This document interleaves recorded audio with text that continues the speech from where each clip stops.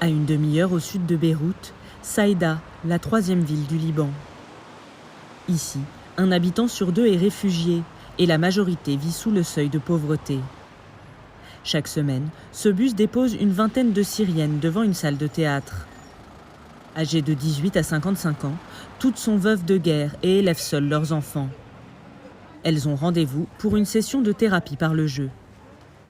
Sur les planches, la séance commence par un échauffement. On fait de grands gestes, comme ça, dans tous les sens. La thérapeute libanaise dirige ensuite un exercice. Au son d'une cloche, les participantes doivent s'arrêter et mimer un mot qui fait écho à leur passé. L'injustice. Le mariage maintenant. Mary a perdu son époux dans les bombardements de Deraa. On s'habitue aux exercices et ça nous fait du bien.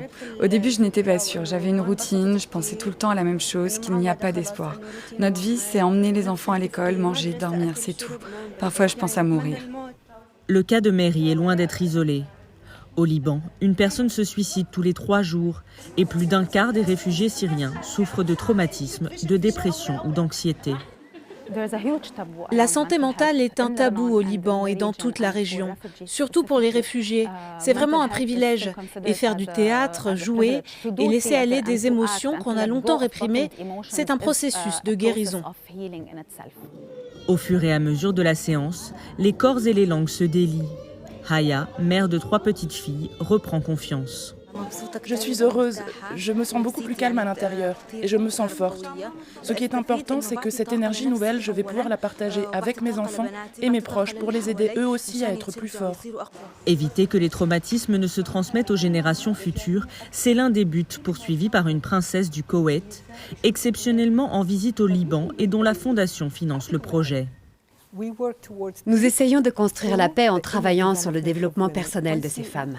Une fois que vous avez allumé le feu en elles, on ne peut plus l'éteindre. Avec la fin de la pandémie, sa fondation espère ouvrir de nouvelles classes de thérapie par le théâtre, au Liban et dans les pays voisins où la santé mentale est rarement prise en charge.